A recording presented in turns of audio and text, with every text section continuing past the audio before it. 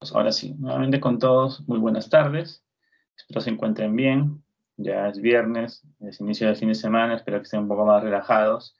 Y de alguna otra manera vamos a ver un tópico que para algunos es mucho interés, que contemplan, vamos ya a adentrarnos a las fases o etapas que se siguen en un servicio de ethical hacking, que tiene mucha relación con las vulnerabilidades que puedan encontrarse o detectarse en estas fases o etapas que desarrolla un profesional especializado, no de hacking como tal, o que también podrían estar asociadas a lo que un ciberatacante también podría realizar en esta serie de actividades para que pueda lograr su objetivo, ¿no? Entonces, dicho esto, señores, vamos a ver hoy aspectos que contemplan justamente las fases de los servicios de ethical hacking que se desarrollan en una compañía, que podrían voltear en algún momento con ustedes si es que ustedes deciden también especializarse en esta rama de servicios de ethical hacking, o que tal vez ustedes como compañía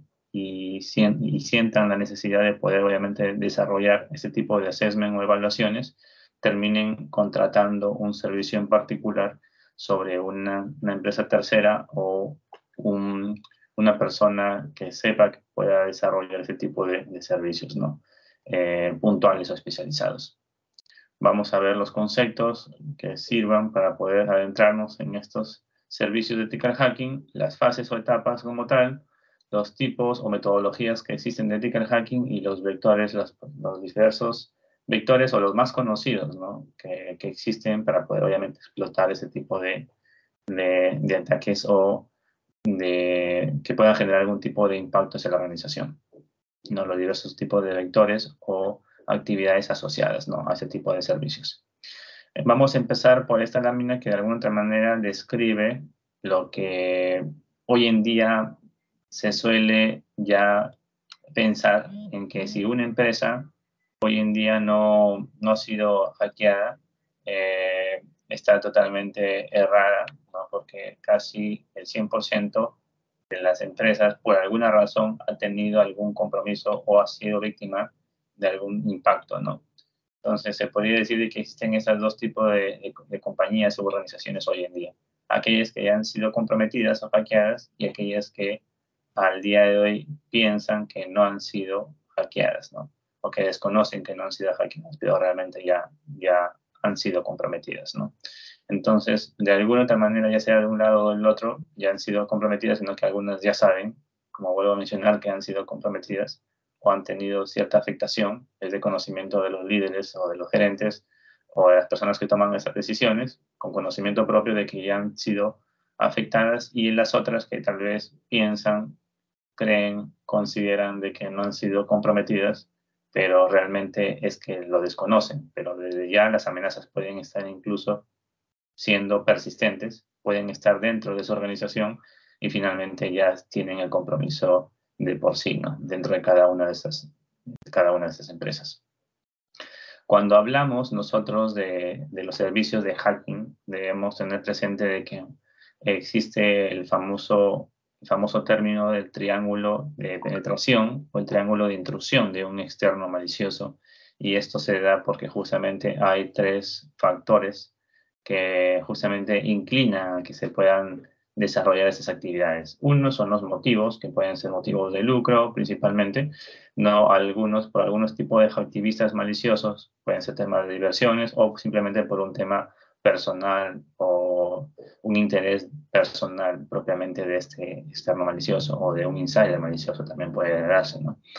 Las oportunidades que obviamente van a decantar por parte de estos atacantes, ya sean externos o internos maliciosos, justamente van a ser aprovechadas por estos agentes bajo las debilidades o las vulnerabilidades que se puedan identificar, ¿no? en estos intentos o pasos que se desarrollen para poder obviamente lograr el objetivo. Y los medios en los cuales se van a aprovechar o se van a emplear estos agentes externos, en muchas ocasiones ustedes pueden pensar incluso de que únicamente se basan en el uso de herramientas tecnológicas o herramientas de hacking, ¿no? pero no es del todo cierto, ¿no? Para poder uno incluso tener dominio o tener incluso más claro el panorama de qué hacer con la herramienta de hacking o la herramienta como tal, uno debe tener conocimientos avanzados, o si no son conocimientos avanzados, al menos conocimientos eh, entre básicos e intermedios de cómo opera una tecnología de seguridad de una tecnología como tal, ¿no? Y conocimientos intermedios como mínimo, ¿no? De diversos entornos tecnológicos, es decir, cómo operan los protocolos de comunicación a nivel de red, por ejemplo, cómo operan las redes, cómo se transmiten, qué contemplan, qué condiciones se deben de tener presente para asegurar los datos en general en cualquier tipo de entorno, ya sea que estén en tránsito o que estén almacenados en reposo, cómo, cómo se deben de asegurar los diversos bloques o las diversas capas en el desarrollo del software para que puedan ser seguras, ¿no? Y obviamente se eviten encontrar vulnerabilidades, ¿no? Y pensando de un atacante externo, cuáles son justamente estas posibles vulnerabilidades que algunas empresas suelen cometer en el desarrollo propio del sistema de información, ¿no? También deben tener conocimientos en infraestructuras críticas, es decir, a nivel de servidores, ¿no? A nivel de sistemas de información, como mencionaba, ¿no? A nivel de detección y respuesta a incidentes, debe tener conocimiento del lenguaje de programación, etcétera, ¿no? De todo un poco, si podría decirse así, en las cuales estas personas que tienen estos conocimientos avanzados podrían de alguna otra manera aprovechar de dichos conocimientos, de dicho skill, ¿para qué? Para que cuando utilice una herramienta de hacking o una herramienta en general que nos permite justamente hacer hacking, ¿no? O tratar de penetrar una red, obviamente va a facilitar a través de esos conocimientos que tenga de que el empleo de la herramienta pueda ser mucho más práctico o práctica para ella y finalmente pueda lograr su objetivo de forma inmediata, ¿no? O al menos lograr su objetivo, que es lo que se ha planteado al inicio de este servicio que se ha contratado. ¿Ok?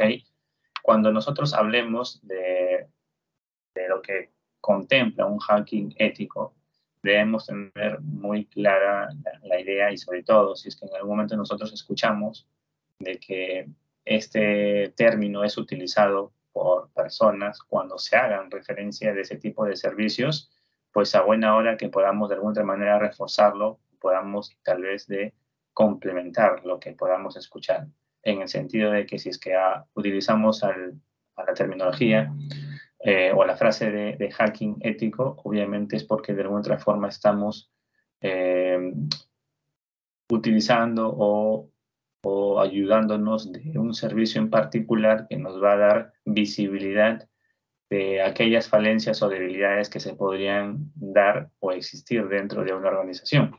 Y normalmente estos servicios de hacking ético son llevados a cabo por personas que, como menciono, tienen conocimientos avanzados y que obviamente pueden aprovechar su experiencia, su expertise, ¿no? Para poder obviamente tratar de direccionar el uso de una herramienta de hacking para que puedan lograr el objetivo que se ha planteado.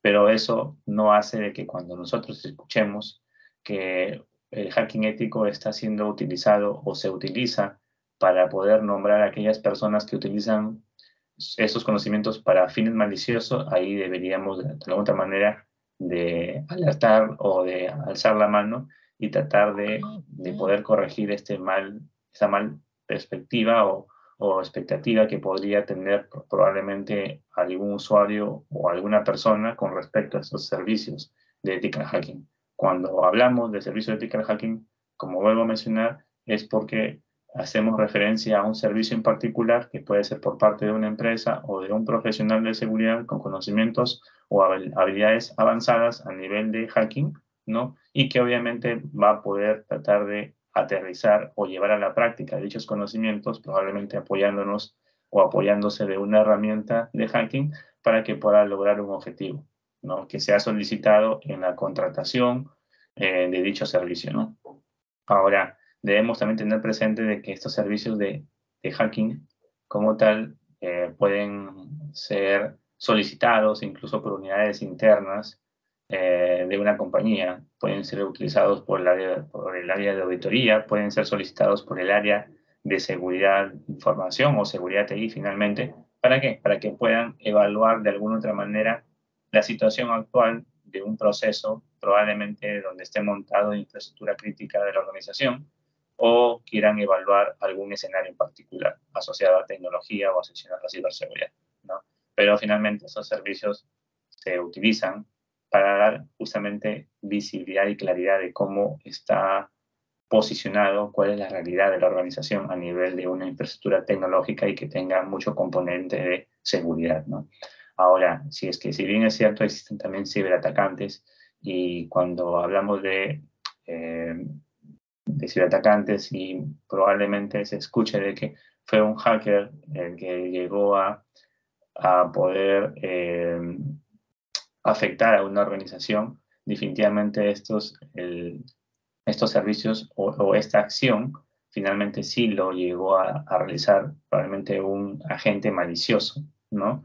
Pero eso no hay que relacionarlo o no hay que asociarlo a que finalmente un hacking ético es lo mismo a un ciberatacante que obviamente pudo también hacer uso de sus conocimientos avanzados, ¿no? Para poder obviamente penetrar la red, ¿no? Que son totalmente distintos, ¿no? Ok, chicos, entonces, hablando de eso específicamente a los servicios de ética hacking o los servicios de hacking como tal, eh, por lo general existen tres tipos de estos servicios, en el cual primero hablamos del Vulnerability Assessment, que es el análisis de vulnerabilidades o la evaluación de vulnerabilidades, en el cual por lo general se apoya de algunas herramientas, ¿no? de seguridad para poder identificar probables falencias o debilidades en algún sistema, en alguna aplicación o en alguna tecnología. Si es que lo relacionamos con sistemas de información, probablemente ustedes hayan escuchado herramientas que nos ayuden justamente a poder identificar la realidad de un sistema de información o de algún software o alguna aplicación. Tenemos ahí a Qualys, por ejemplo, tenemos a Fortify, que de alguna otra manera nos van a permitir identificar si en el proceso o en el propio desarrollo del código del software existen vulnerabilidades o existen brechas de seguridad que puedan ser identificadas a través de la herramienta y justamente eso va a evidenciar de que probablemente no se han seguido mejores prácticas de desarrollo en el desarrollo del ciclo de vida del software. No se han omitido tal vez prácticas como OWASP, como lo que transmite el SLDC, no el mismo ASBS también de OWASP, ¿no? Entonces, hay diversas herramientas como las que mencionaba que nos va a permitir justamente realizar este tipo de análisis de vulnerabilidades. Ahora, los test de penetración o los penetration tests justamente son servicios también de hacking, pero que van sobre un objetivo o un alcance definido de forma puntual, ¿no? Si lo queremos ver por ese lado, imaginemos que nosotros como área de seguridad informática, que área de seguridad de información, estamos en la necesidad de poder saber cómo está nuestra red wireless, por ejemplo, ¿no? Entonces, nosotros podemos solicitar un servicio no particular a una empresa tercera que se encargue de hacer test de penetración o penetration test, ¿no? Con el fin de poder saber qué tan robusto está nuestro sistema de solución inalámbrica, que al saber nosotros que también maneja un sistema, un componente de seguridad, a través de este penetration test podríamos evidenciar si es suficientemente robusto a nivel de los protocolos de seguridad que presenta esta red inalámbrica o si podría encontrarse algún dolor, alguna debilidad o falencia en el sistema de autenticación, tal vez, ¿no? Pero como mencionas, trabaja bajo un alcance u objetivo definido, ¿no? Puntual. En cambio, el servicio de hacking ético va un poquito más allá, ¿no? Contempla diversos escenarios en donde el profesional de seguridad o la empresa tercera que se encargue de realizar dicho análisis o dicho servicio de hacking ético podría utilizar diversos escenarios para poder llegar finalmente al objetivo que se ha planteado. Si lo asociamos con el ejemplo anterior que mencioné, uno podría tratar de, como área de seguridad informática y de seguridad de información, uno podría tal vez transmitirle a esta empresa que necesitamos saber cómo está nuestra infraestructura crítica a nivel de seguridad eh, al día de hoy, tal vez en la compañía, ¿no? Cómo está desplegada.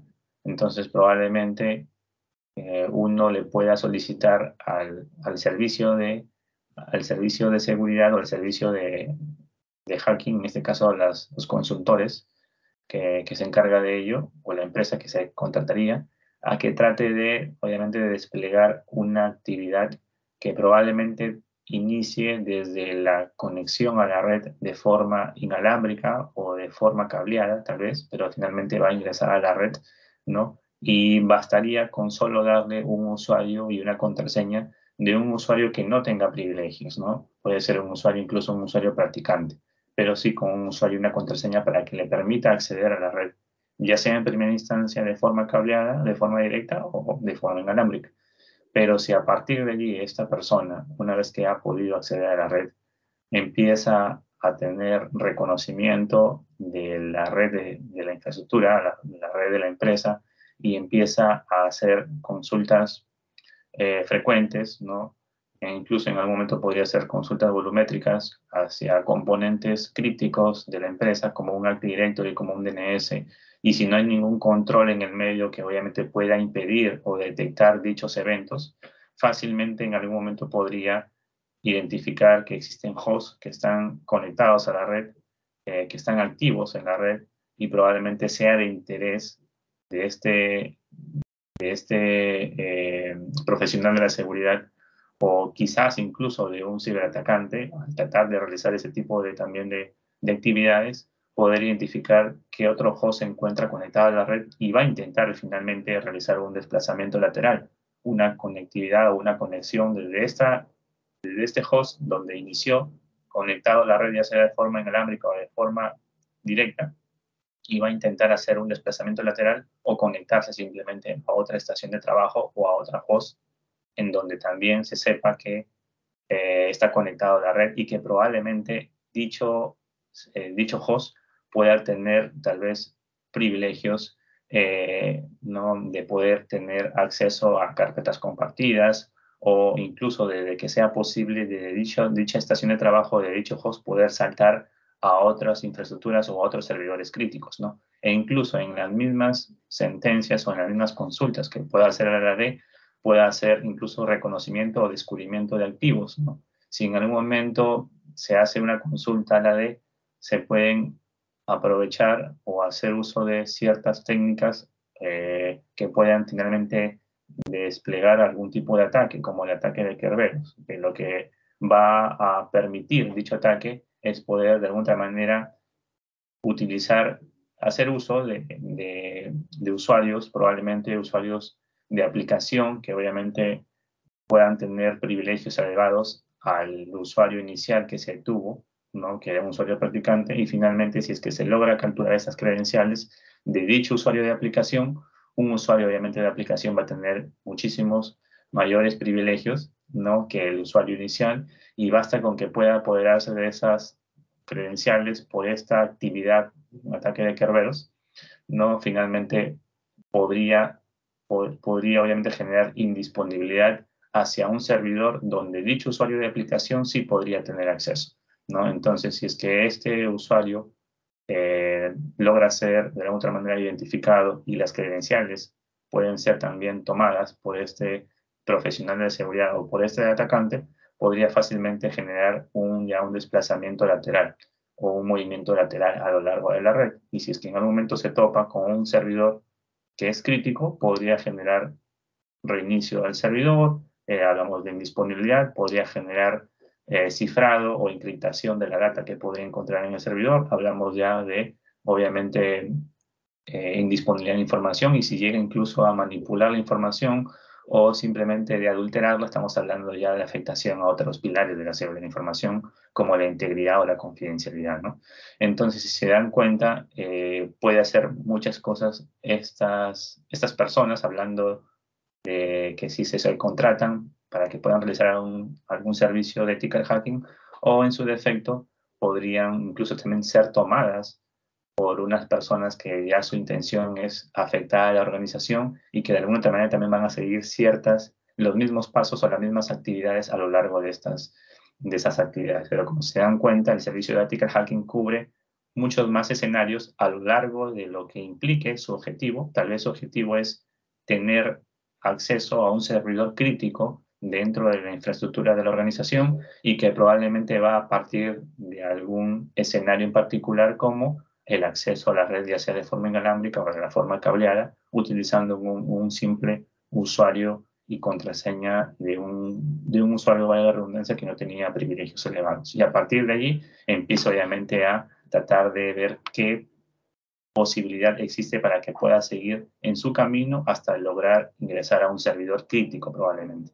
Y eso finalmente podría ser su objetivo final del servicio de ethical hacking, ¿no? O de hacking ético, ¿no? Entonces, esos son los tres tipos de análisis que existen o que se tienen hoy en día a nivel de hacking.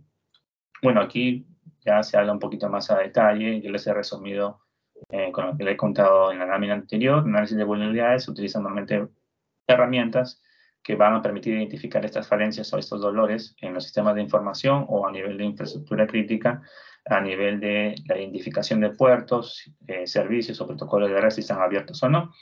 Los test de penetración trabajan bajo un objetivo puntual definido y obviamente también la persona que obviamente va a realizar este servicio va a tener que de alguna otra manera tener entendimiento de los controles que puedan darse o que puedan existir en la empresa.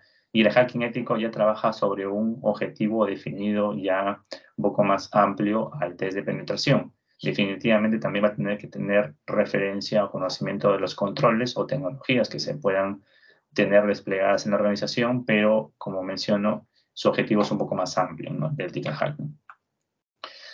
Finalmente, sea lo uno, sea lo otro que se aborde en ese tipo de servicios de hacking, hay que tener presente que nosotros como seguridad de la información tenemos que tener también conocimiento o tenemos que tener el panorama completo de todo lo que pueda existir en la empresa donde laboramos, a nivel de servidores, a nivel de las zonas de red lógicas que existen, como la DMZ, no de los controles que podrían existir como firewalls, IPS, de los equipos de borde como los routers, los switches, los hubs, etc. ¿Para qué? Para que de alguna manera podamos también transmitir esta información a la persona que estamos contratando para que pueda realizar este tipo de servicios de hacking o incluso si es que ustedes llegan a hacer este tipo de análisis o de evaluaciones de ética hacking, ¿no? También ustedes puedan solicitar este tipo de información a la empresa que los está contratando. ¿Con qué objetivo? De que ustedes también sepan contra qué se podrían enfrentar o cuáles son las posibles barreras que ustedes podrían encontrar en este análisis o evaluaciones a fin de que obviamente puedan tratar de emplear mejor su estrategia de hacking a través de las herramientas que también podrían considerar y con esto de alguna manera facilitar a que el objetivo se pueda lograr mucho más rápido, ¿no? Las fases del análisis o estas evaluaciones de seguridad, por lo general, una que otra por ahí puedan sumarizarse o unificarse y en otras ocasiones se despliega una fase más, pero eso va a depender mucho del uso de la metodología de hacking que se esté utilizando, ¿no? Por lo general se dan estas 5 que son reconocimiento pasivo, reconocimiento activo. En el reconocimiento pasivo únicamente es recopilar información, no empleas a llegar a tener algún tipo de herramienta, no llegas a esa instancia. En cambio, en el reconocimiento activo sí, ya tú te ayudas de alguna herramienta también de detección o de recopilación de información e incluso también ayudas a tener un mayor panorama sobre la información que te podría brindar la herramienta para poder tener el insumo necesario para que tú puedas seguir con las siguientes fases. En la tercera fase hablas tú ya sobre el análisis de vulnerabilidades, tú ya identificas qué activo puede tener alguna debilidad ya declarada o definida a nivel mundial probablemente. En la cuarta fase ya tú llegas al punto de apoyarte de alguna medida, alguna técnica o de algún exploit probablemente para poder obviamente tratar de confirmar que aquella vulnerabilidad que fue identificada en la fase anterior, tú pudiste explotarla, ¿no? O en este caso el tercero pudo explotarlo y obviamente pudo confirmar que el riesgo que estaba de alguna manera también identificado podría generar el impacto en la organización, ¿no? Y estas evidencias o haber concretado esta explotación, toda esa evidencia va a ir a la quinta fase, en donde ya se presenta un informe con todo lo necesario para transmitir este reporte a la alta dirección o a la jefatura o a las personas que han contratado el servicio, para que de alguna manera se procedan con los planes de acción para corregir dichas vulnerabilidades. Y bueno, en estas fases ya se habla un poquito más a detalle, ¿no? Cada uno de las fases que hemos mencionado en la lámina anterior. En el reconocimiento de activo, perdón, el reconocimiento pasivo no es más que la recopilación de la información. Si es que, por ejemplo, nuestro objetivo, si nos contratan o si nosotros contratamos a otras personas, a terceros, y el objetivo es hacer que caiga una persona en particular, pues tendremos que estudiar a la persona, de quién se trate, ¿no? De cuáles son su comportamiento, su accionar en el día a día, y eso es lo que también en algunas ocasiones los ciberatacantes hacen para hacer que caiga una persona en particular. Hacen ataques de phishing, hacen el empleo o utilizan técnicas de ingeniería social para que sus ataques de phishing sean dirigidas, ¿no? O dirigidos hacia un objetivo en particular, hacia una persona natural. Tratan de ver cuáles son sus gustos, cuáles son sus comportamientos en las redes sociales. Es por eso que hay que cuidar muy bien a dónde se accede, a dónde se ingresa información y qué es lo que se publica, ¿no? Entonces, si es que obviamente el objetivo va a ser una persona natural, no los atacantes o en este caso el servicio que sea contratado va a tratar de relevar la mayor parte de la información para que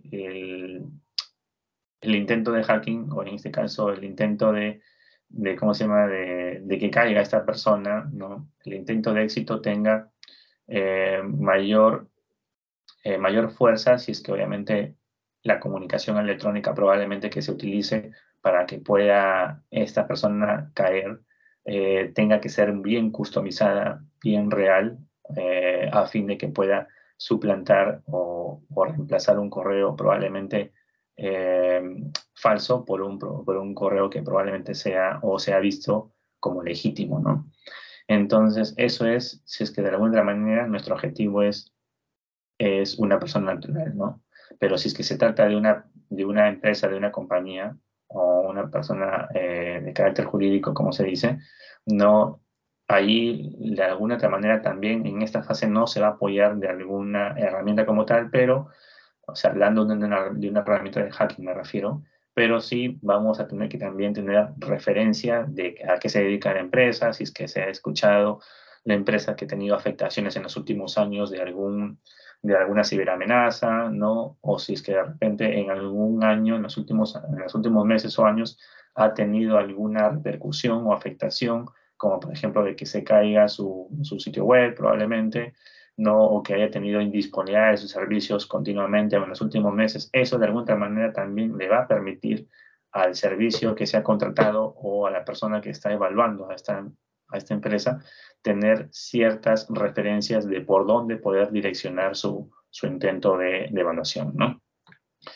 En el reconocimiento pasivo, como mencionaba, en algunas ocasiones utilizamos buscadores o nos empleamos simplemente herramientas, pero que únicamente es recopilar información, más no llegamos a utilizar una herramienta técnica como tal que nos dé ya información específica de lo que puede estar dentro de la organización como activos de información. A eso todavía no llegamos en esta primera fase. En la segunda fase, sí, ya, como lo mencionamos aquí, ya contempla un reconocimiento activo de los activos de información que puedan existir dentro de la organización. Aquí ya vamos a hacer un escaneo probablemente de puertos para poder identificar los probables protocolos y servicios de red que estén abiertos o que estén haciéndose uso. Probablemente ahí a través de una herramienta se puedan confirmar que estén haciéndose uso protocolos o servicios inseguros, como probablemente un telnet, un FTP, no, o se estén utilizando aplicaciones que se exponen a Internet con protocolos inseguros tipo TLS 1.0, que ya no es recomendable hacer uso de ellos. Entonces, aquí nos vamos a apoyar, en otras palabras, ya de herramientas que nos permitan tener información, obviamente que nos sirva de insumo, pero ya sobre aspectos un poco más técnicos propios a lo que presenta la organización internamente. ¿Ok?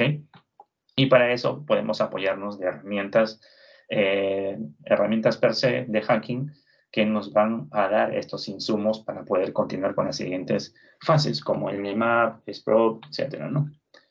En el análisis de vulnerabilidades, chicos, aquí en esta fase, lo que nosotros vamos a poder de alguna manera realizar es, al haber identificado cuáles son nuestros activos, o dependiendo de dónde estemos posicionados, ¿no? Probablemente como en el ejemplo que les mencioné, ¿no? Si es que estamos en una laptop y el haber ingresado desde una cuenta de practicante, y si en el camino llegamos al punto de hacer un desplazamiento lateral y estamos nuevamente conectados, probablemente ya no en la laptop inicial, sino en una laptop que probablemente tenga carpetas compartidas, ¿no? Como unidades de acceso rápido, o probablemente estemos en un servidor ya que también presente información o que aloje alguna base de datos crítica.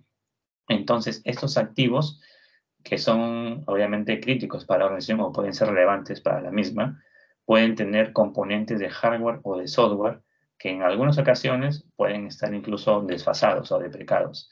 Entonces, si es que están desfasados o deprecados, es muy probable que alguno de estos componentes de hardware o de software ya tengan una vulnerabilidad asociada.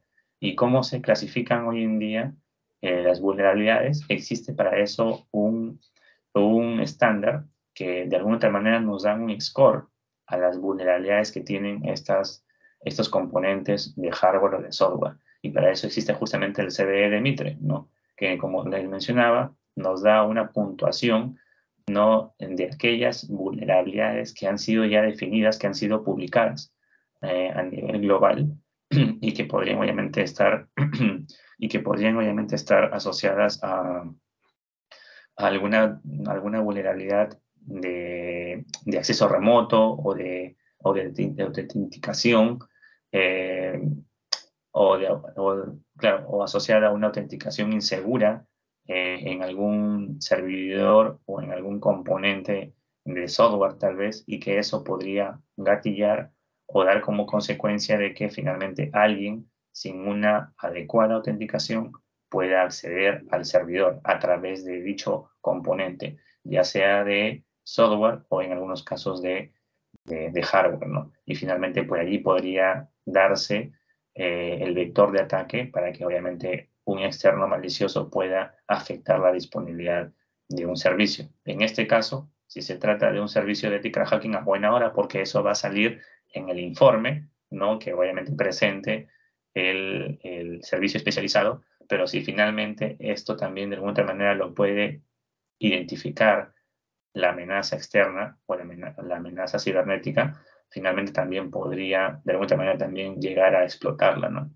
Y podría aprovechar, bajo lo que está publicado a través del CVE de dicho activo, asociado a la vulnerabilidad de dicho activo, puede también poder desarrollar este exploit, ¿no?, o desarrollar una actividad que pueda finalmente materializar el riesgo e impactar al activo como tal, ¿no? Entonces, eso es, chicos, cuando hablamos de los análisis de vulnerabilidades, ¿no? En otras palabras, bajo los activos que se están utilizando, se identifican probables vulnerabilidades que puedan tener un activo de hardware o de software, y más aún, si esto está definido o ya publicado, como en las CVEs que transmite justamente Mitre, pueden de alguna manera tener mayor contexto de cómo se puede explotar alguna vulnerabilidad, ¿no?, por parte de un atacante. Y las herramientas que finalmente se podrían utilizar, bueno, hay varias, ¿no? A nivel de infraestructura tenemos Nessus, tenemos Qualys, ¿no? Tenemos Nmap, ¿no? A nivel de sistema de información o de software tenemos OpenVAS, ¿no? También Web Vulnerability Scanner, ¿no? Tenemos varias que de alguna otra manera también van a permitir identificar posibles vulnerabilidades, ¿no?, y saber qué es lo que se puede hacer a través de estas vulnerabilidades identificadas. Y bueno, en la parte de la explotación de vulnerabilidades, es más que todo el hacer, ¿no?, el ejecutar o explotar las vulnerabilidades como menciona, como su propio nombre lo dice en esta fase, ¿no?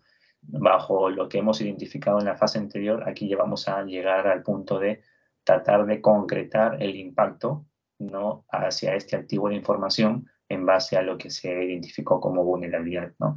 Aquí, bajo probablemente una vulnerabilidad que tenga un subsistema de Java, probablemente uno pueda hacer una autenticación a una aplicación que pueda tener este componente de Java, ¿no? Entonces va fácilmente a autenticarse y probablemente gane o escale privilegios, ¿no?, esta persona o este atacante, ¿no? Entonces así podría también tener, bajo otros activos que tengan otras vulnerabilidades asociadas, pueda también tener eh, repercusiones como de negación de un servicio o la indisponibilidad de un servicio, de que la amenaza pueda estar persistente o que se mantenga el acceso a una infraestructura o a una aplicación y que incluso el equipo de seguridad de infraestructura o el equipo de seguridad de información desconozca o no tenga registros de que la amenaza todavía está presente, ¿no?, en la organización, ¿no? Entonces, eso hace que de alguna otra manera pueda evidenciarse en el informe final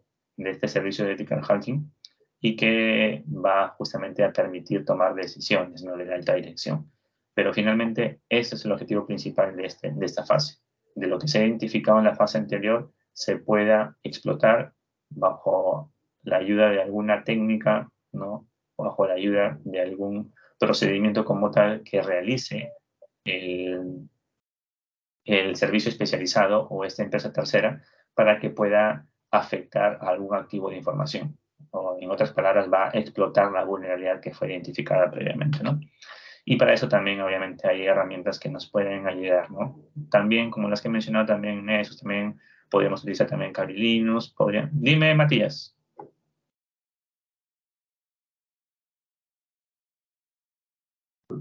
Hola, Matías. Creo que tenías una consulta.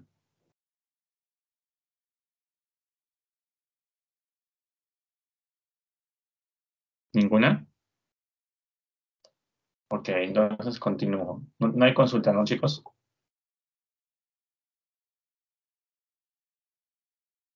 Dale, ok, entonces continúo, chicos. Entonces, hay herramientas que nos permiten justamente llegar a explotar, ¿no? Hay Metasploit, ¿no?, que es una de las bien conocidas. Hay también Kali Linux, hay de alguna manera también Core Security, ¿no? Y también se pueden complementar con las herramientas que hemos visto también o que hemos hablado en las fases anteriores, ¿no? Como Nessus, ¿no?, OpenVAS, Nmap, que nos permiten también complementar eh, la información que podríamos estar utilizando para poder llegar al punto de explotar dicha vulnerabilidad, ¿no? Cuando hablamos de explotación de vulnerabilidades, existen dos grandes referentes cuando llegamos al punto de hacer referencia en qué lugar o dónde se desarrolla este método de ataque, ¿no? Por lo general, siempre, o lo más sonado es que esta explotación se da en la propia infraestructura de la organización o de la compañía y no es más o es lo mismo que estuviésemos hablando de que se desarrolla en el lado del servidor, porque el de servidor, hablando de servidor, estamos hablando de infraestructura crítica que probablemente alberga o aloja aplicaciones que se exponen en Internet o que sirven para poder brindar un sistema especializado a unidades internas del negocio, ¿no? Ya sea a áreas de logística, ya sea áreas de compras, etcétera, etcétera, etcétera, ¿no? Y también tenemos en el lado del cliente, se puede desarrollar esta explotación de vulnerabilidades en el lado del cliente, como lo que les decía, ¿no?, que si tratamos de dirigir un ataque hacia un usuario en particular para hacer de que finalmente caiga brindando información sensible a través de un portal suplantado o, no, o falso, pero finalmente la idea, la consigna va a ser que finalmente logre caer esta víctima, ¿no? Que podría también utilizarse también a través de servicios de ethical hacking. ¿Con qué objetivo? Para ver si es que las capacitaciones o la concientización que se ha desarrollado dentro de la organización tiene éxito, ¿no? Y obviamente estos servicios en el lado del cliente, el servicio especializado también podría emprender algún tipo de de desarrollo, ¿no? de un mail bien elaborado para poder enviarlo probablemente a la alta dirección, para ver si obviamente pueden caer o no este tipo de usuarios, ¿no? Y en el lado del servidor, como mencionaba, eh, es aquel, eh, es aquel que más se trabaja, o mejor dicho, es aquel frente que más ha podido de alguna manera ser utilizado por los servicios especializados, ¿no? Que dan ese tipo ¿cómo se llama?, de consultorías. ¿Por qué? Porque finalmente es a donde también logra desencadenarse algún impacto o algún evento de ciberseguridad, obviamente por ese tipo de grupos de, de amenazas externas, ¿no?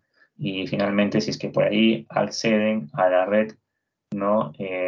Ya sea a través de un dispositivo o ya sea a través de algún sistema, alguna aplicación, lo que va finalmente a querer buscar esta amenaza es desarrollarse o desplegarse a total de todo a lo largo de la infraestructura crítica de la empresa, ¿no? Y eso es cuando llamamos que está o que se encuentra o que se posiciona en el lado del servidor. ¿Ok, chicos? Y la última fase, la presentación de informes, no es más que aquella etapa en donde se vuelcan todas las evidencias, todos los hallazgos que se hayan podido encontrar, principalmente en las tres últimas fases, ¿no? En la etapa de reconocimiento activo, donde obviamente se identifican la existencia de puertos, de hosts que están encendidos, que probablemente puedan identificarse uso de servicios o protocolos inseguros, etcétera, o puertos abiertos, donde se identifican vulnerabilidades asociadas a nuestros activos y finalmente también donde se encuentran la forma en cómo se ha podido explotar una vulnerabilidad como tal. Y eso va a dar mucho valor, sobre todo al equipo técnico de seguridad de información o al equipo de seguridad informática. ¿Para qué? Para que puedan de alguna manera también aprender de los servicios que se han o de la forma en cómo se ha podido concretar este ataque a través de la explotación de la misma vulnerabilidad, para que puedan también interiorizarlo y también tratar de aprender, ¿no? O pensar de cómo llega a desencadenar un ataque, en este caso una posible ciberamenaza, ¿no?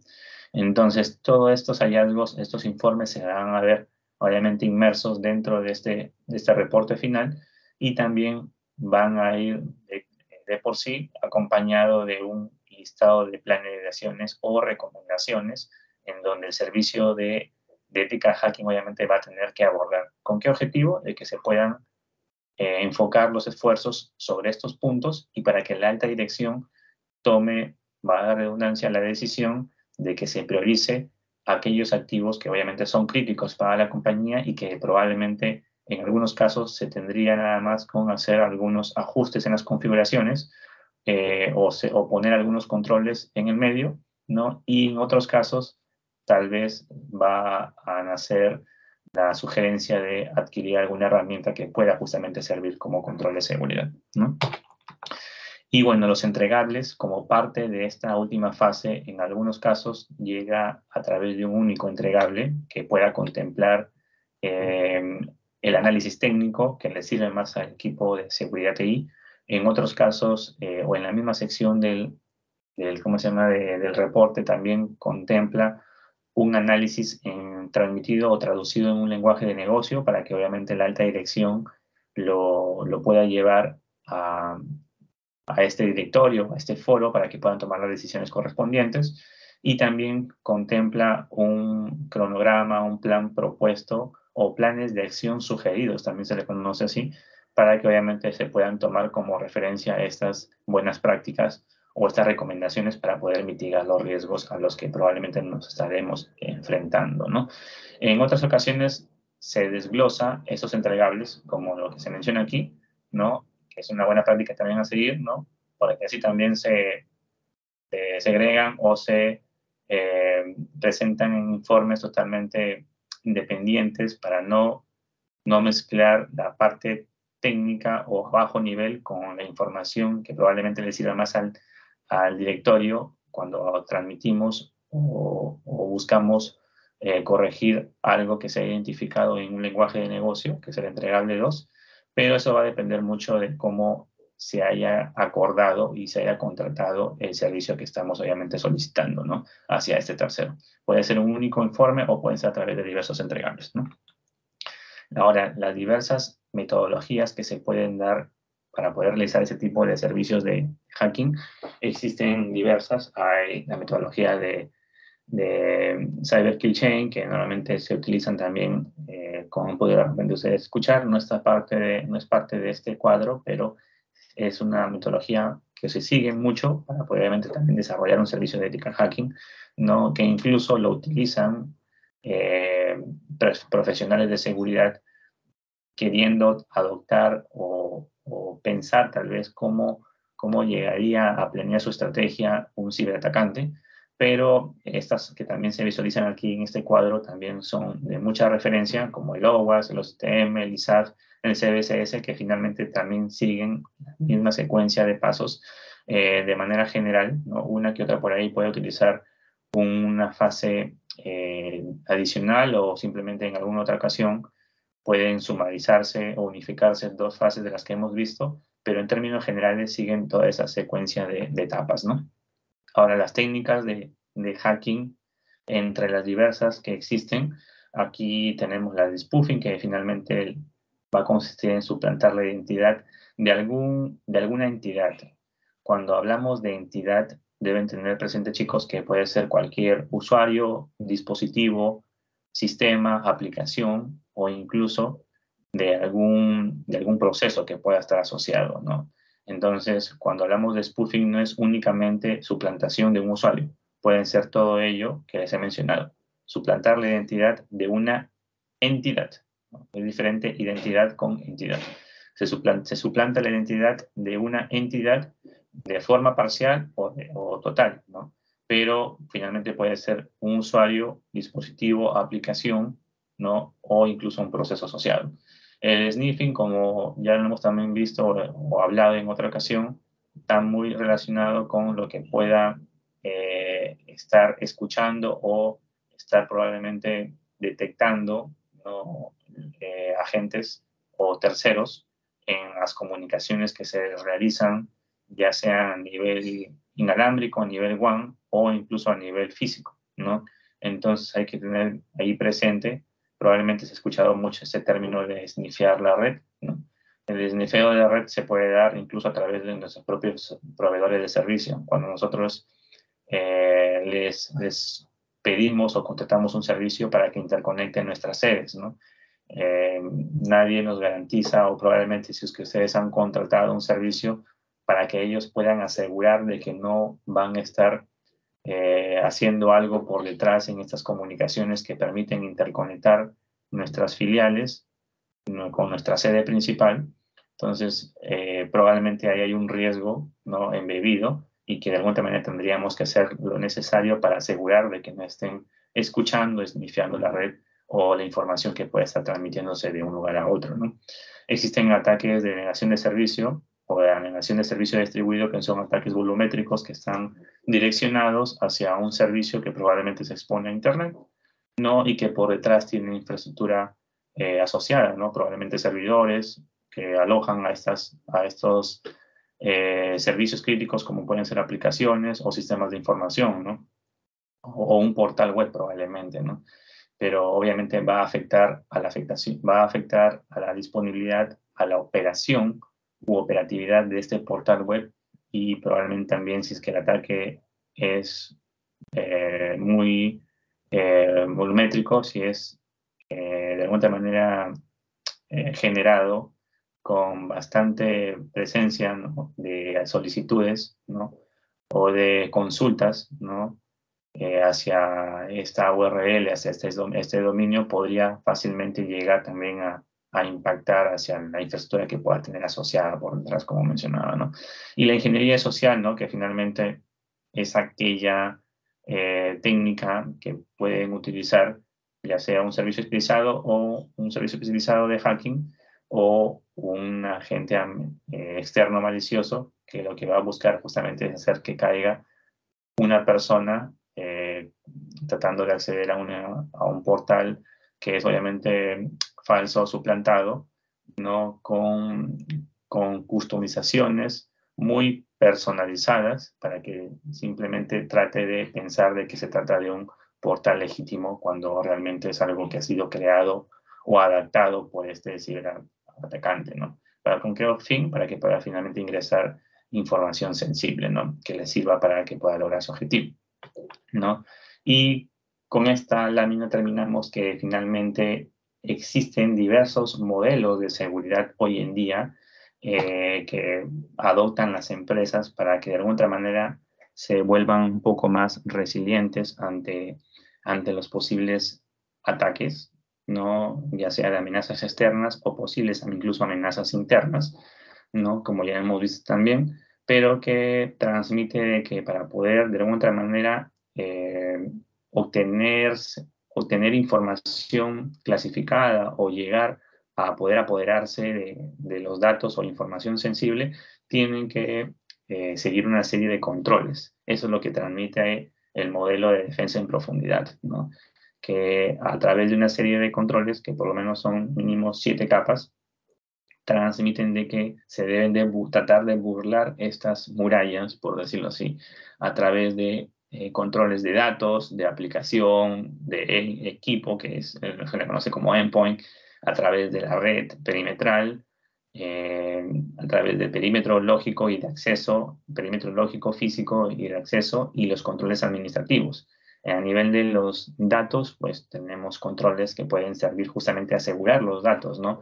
Como por ejemplo el uso de un CASB, si es que tenemos datos que nosotros descargamos o que accedemos a Internet, como el Office 365, ¿no? Si es que tenemos en la organización Office 365, tenemos que tener como mínimo una herramienta de seguridad que esté monitoreando qué tipo de datos podemos descargar o acceder a él. Y para eso es importante una herramienta como un CASB. Si lo utilizamos los datos en un dispositivo, una estación de trabajo, tenemos que tener un host DLP, por ejemplo, ¿no? O una herramienta de DLP que evite justamente sacar información del host, ¿no? Más aún si se tratan de datos sensibles. A nivel de aplicación tenemos que adoptar ciertas prácticas, ¿no? Como el desarrollo de software seguro, lo que nos transmite el SLDC, por ejemplo. A nivel del endpoint tenemos que utilizar mecanismos como, por ejemplo, el uso de un proxy para acceder únicamente a dominios que sean aceptados y que no sean dominios que estén con malware, probablemente, ¿no? El uso de anti-malware, de un antivirus, va a ser muy bueno para poder mejorar la protección del endpoint. A nivel de la red interna podemos usar firewalls, podemos usar IDS, IPS, podemos usar técnicas de segmentación de red para segregar las redes informáticas. A nivel del perímetro lógico, el perímetro físico, podemos hacer uso de controles de acceso para que únicamente las personas adecuadas puedan acceder a estos ambientes o cuartos de comunicaciones o zonas donde se maneja información clasificada. Y a nivel de controles administrativos, como ustedes saben, ahí es necesario de que existan políticas de seguridad, existan lineamientos, normas de seguridad que ayuden justamente a que los controles que hemos hablado en las anteriores capas se puedan cumplir finalmente, ¿no?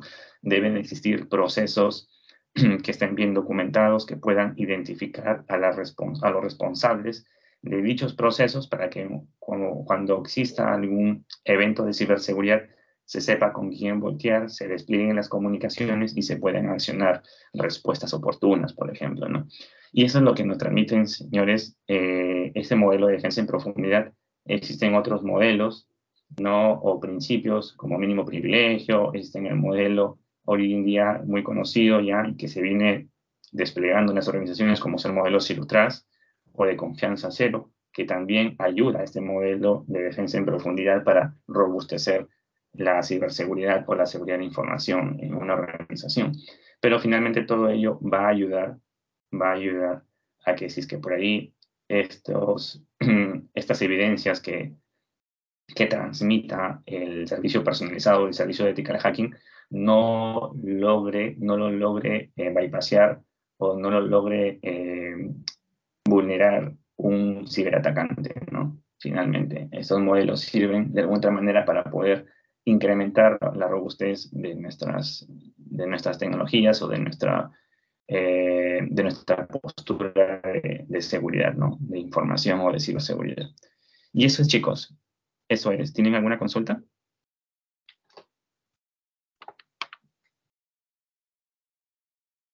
¿Todo claro?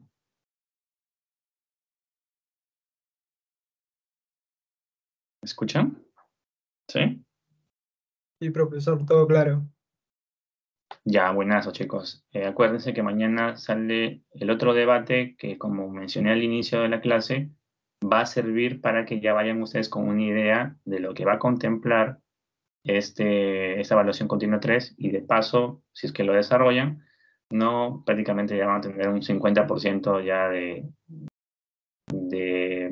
referencia o de desarrollo también de la evaluación continua 3. O sea, en otras palabras, sugiero de que lo completen para que ya se vayan con una idea de lo que se viene en la evaluación continua número 3. Ya, chicos, no se olviden de desarrollarlo y estamos conversando entonces la próxima semana.